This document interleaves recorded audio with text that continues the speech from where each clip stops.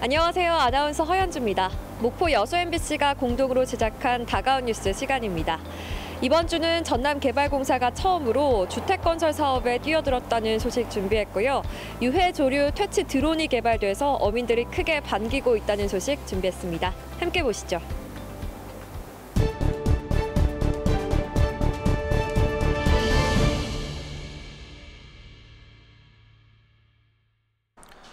대규모 토목위주의 택지 개발과 위수탁 사업에 주력했던 전남개발공사가 새로운 도전에 나섭니다.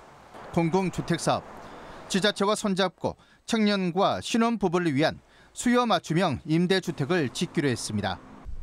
올해 광양칠성과 목포 서산동 보리마당 등이 사업 대상지로 꼽혔습니다. 전남에 정착하는 도시민을 위해서는 노후주택과 빈집을 고쳐 공급하고 이를 마을 정비사업과도 연계할 방침입니다. 정주 여건이 다른 도시와 농어촌에 각각 특화된 다양한 주거 모델을 개발해 공급할 계획입니다. 저희 전남개발공사는 그동안 미진했던 도민들의 주거 문제 해결을 위해서 적극 참여하고 공공 디벨로퍼로서의 역할을 강화할 계획입니다. 특히 청년이 돌아오는 전남을 만들기 위해서 지역별로 청년주택을 중점적으로 추진할 예정입니다. 중형 면적 이상의 공동주택 사업도 구상하고 있습니다. 공사가 개발한 택지에서 공동주택을 공사 자체적으로 짓거나 민간과의 공동사업도 추진하고 있습니다. 이런 주택 사업을 도맡을 부서도 신설했습니다. 전남개발공사가 공익과 공공성을 추구하는 종합부동산 개발 사업자로서 지역 소멸 위기에 대안을 찾는 지방 공기업으로서 공사 설립 20년 만에 첫 도전하는 주택 사업의 성과가 주목받고 있습니다. MBC 뉴스 문현철입니다. 여수 바다가 한눈에 내려다 보이는 고소동 벽화마을입니다. 공동화된 원도심을 아름다운 벽화로 리모델링한 이 마을은 여수 대표 관광지 중 하나입니다. 하지만 비좁은 길을 따라 안으로 들어가자 폐가를 연상케 하는 낡은 집이 금세 눈에 들어옵니다.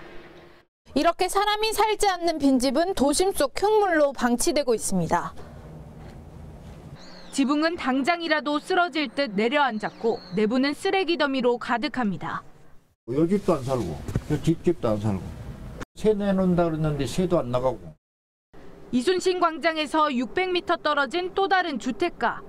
이 일대에는 180채가 빈집으로 남아 있습니다. 예전에는 사람들로 넘쳐났던 동네들이 고령화와 함께 다른 곳으로 떠나가는 주민이 늘면서 생기를 잃기 시작한 겁니다. 요양병원을 가고 돌아가신 분이 이제 많지. 젊은 사람들은 또 요촌으로 다 넘어가고. 전세 사글세 살다가 아파트로 이사간 사람도 있고 또 이제 나이가 들어서 돌아가신 사람도 있고. 빈집 문제는 더 이상 농어촌에만 국한되지 않습니다. 전남 지역 빈집 17,000채 가운데 고흥군과 한평군을 제외하고 빈집이 가장 많은 곳은 여수시와 순천시입니다. 순천시는 3년 사이 빈집 수가 6배 이상, 여수시는 2배 이상 급증했습니다. 전남도는 고령화와 저출산으로 인한 인구 감소를 빈집 증가의 주요 원인으로 보고 있습니다. 저출산 고령화 원인이 아닌가. 어떻게 보면 젊은 층이 또 전부 다 도시로 가다 보니까 정주 여건이 좋지 않기 때문에 그런 빈집이 많이 생기지 않나. 전남도는 올해부터 5년간 140억 원을 들여 빈집 10,000동을 정비하고 주차장과 쉼터 등으로 조성할 방침입니다. MBC 뉴스 김담비입니다. 지난주 17개 시도 단체장 등이 참석한 중앙지방협력회의. 회의를 주재한 윤석열 대통령은 지방시대를 거듭 강조했습니다. 정부의 권한을 과감히 넘기겠다는 겁니다. 중앙의 권한을 과감하게 이양하고 지역 스스로 비교 우위가 있는 성장 동력을 발굴하고 키워나갈 수 있도록 수도권 공공기관들의 2차 지방 이전이 속도를 낼 것으로 보이면서 전라남도도 핵심 공공기관 유치에 나섰습니다. 전라남도는 가장 먼저 농협중앙회와 NH농협은행, 수협중앙회와 SH수협은행을 핵심 유치기관으로 선정했습니다. 또 한국공항공사와 한국환경공단, 대한체육회 등 전남 유치를 희망하는 공공기관들을 특정해 공식화했습니다. 준비를 잘 해왔지만은 이제는 정말 전략적으로 움직여야 될 때가 됐다 이렇게 생각하고 이런 부분 준비를 잘 하도록 하겠습니다. 그래서 지역 국회의원들도 전라남도와 함께 국회에서 토론회 등을 개최하며 분위기 확산에 동참하고 있습니다. 특히 소규모 기관 핀셋 이전이 아닌 실질적인 고용 유발 효과와 지역 경제 파급 효과를 가진 기관들을 지방 이전에 포함시켜야 한다고 요구하고 있습니다. 지역의 낙후도가 반영된, 그래서 가장 힘들게 고군분투하고 있는 전남 같은 곳에 더 큰 기관과 더 많은 공공기관이 배치돼야 한다고 생각하는데, 정부는 올해 상반기 중 공공기관 2차 이전 계획을 확정해 이르면 하반기부터 본격 이전에 나설 방침. 전라남도는 의료, 교육, 문화 등 정주 여건 개선과 함께 기관별 전략을 마련하는 등 본격 유치 활동에 나섰습니다. MBC 뉴스 김진선입니다.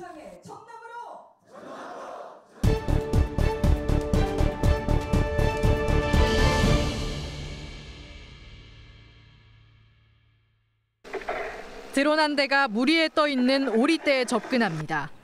드론이 공포탄을 터뜨리자 폭발음에 놀란 오리들이 떼지어 날아가고, 한쪽에선 또 다른 드론이 부표를 휘두르며 오리떼를 물 밖으로 몰아냅니다.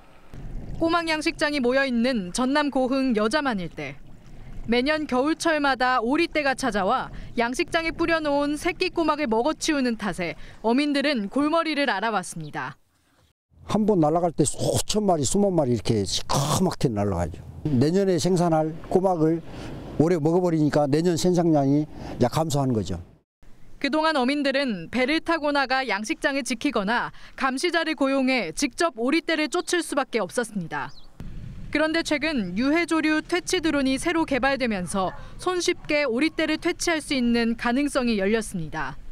파도와 바람 속에서도 새를 퇴치할 수 있도록 부표와 다양한 폭죽을 부착했고, 드론이 바다에 추락할 경우를 대비해 부력 장치도 달았습니다.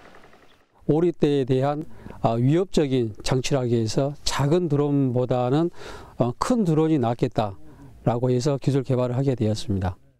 고흥군은 여기에 오리떼를 인식하는 AI 기술을 결합해 자동 조류 퇴치 시스템을 구축할 수 있도록 지원을 이어나갈 예정입니다. 유해조류 퇴치 드론 시스템 기술을 계속 보완 발전시켜 바지락 등 타 품종으로 사업 범위를 확대해 나갈 계획입니다. 드론 기술의 발전으로 꼬막 양식장의 고질적인 골칫거리였던 오리떼 문제를 손쉽고 안전하게 해결할 길이 열렸습니다. MBC 뉴스 강서영입니다. 지난 2001년 국보 제304호로 지정된 여수 진난관. 여수 구시가지와 여수항이 내려다 보이는 진난관은 건물 뒤틀림과 집안 하부 침식 등 구조적인 불안정으로 지난 2013년 전면 해체 보수가 결정됐습니다. 당초 경사지에 세워진 대형 목조 건축물인데다 일제강점기 학교 등으로 사용되면서 변형이 커졌던 것으로 진단됐습니다.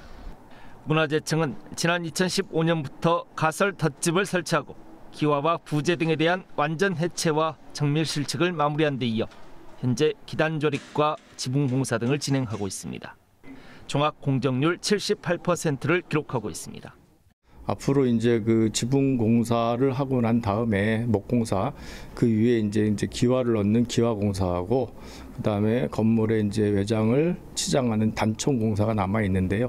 단총 공사가 완료되면은 건축 공사는 완료가 되는 거고요. 문제는 진난관 해체 복원 공사 기간이 계속 늦어지고 있는 겁니다. 당초 2022년쯤 공사를 마무리할 수 있을 것으로 예상했지만 진난관 건물지 시굴과 정밀 발굴 조사, 지붕 기와의 제작 적용 방식의 변경 등 돌발 변수가 잇따라 발생하면서 내년 중반기까지 2년여 정도 늦어질 것으로 예상되고 있습니다. 공사 기간에서 한 2년 정도는 더 기간이 소요가 됐었고요. 그리고 수시로 발생한 우리 이 부재의 사용 결정 여부나 또 새로 구입해야 될 부재, 또 이 부재를 사용할 것인지 말 것인지 하는 판단하는 그런 것까지 우리가 다 문화재청의 기술자문단 회의를 얻어야 되기 때문에 그런 시간이 좀 많이 걸린 것 같습니다. 현존하는 국내 최대의 단층 목조 건물이자 임난 3도 수군 통제용이었던 여수 진난관의 해체 복원 사업. 오는 2025년 준공 예정인 인근 전라 좌수영 동원 복원 사업까지 완료되면 전라 좌수영의 옛자리였던 여수 구도심 1호는 지역의 새로운 임난 호국 역사문화 건강의 새로운 거점으로 주목을 받을 수 있을 것으로 보입니다. MBC 뉴스 김지희입니다.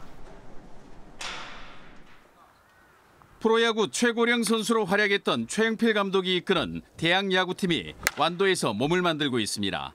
개인 훈련과 전술훈련, 스토브리그로 불리는 전지훈련팀 대항전 등으로 구슬땀을 흘리고 있습니다. 완도하고 좀 인연이 그전에 좀 있었거든요. 그래서 완도군에서 지원도 잘해주시고 여기 날씨나 운동장 환경들이 나쁘지 않아서. 지난해 12월 이후 전남을 찾은 전국의 선수단은 1,150개 팀 30만 4천 명.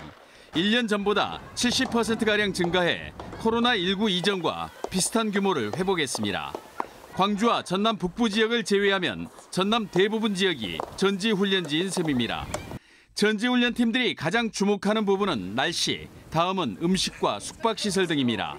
시간이나 스케줄이나 이런 게 맞추기도 좋고 이런 환경 요건도 너무 운동하기 좋아갖고 저희가 이렇게 매년 이쪽으로 오고 있어요. 매년 찾는 선수단이 늘면서 지자체도 다양한 혜택을 제공하며 이른바 단골 확보에 나섰습니다. 종목별로 특수성에 맞게 훈련 장비라든가 기타 여러 가지 요건들을 충족하기 위해서 저희가 지금 세팅이 다 끝난 상태고요. 관광 비수기인 겨울철 전지훈련팀들이 방문하면서 지역 경제도 활기를 띠고 있습니다. MBC 뉴스 신광하입니다.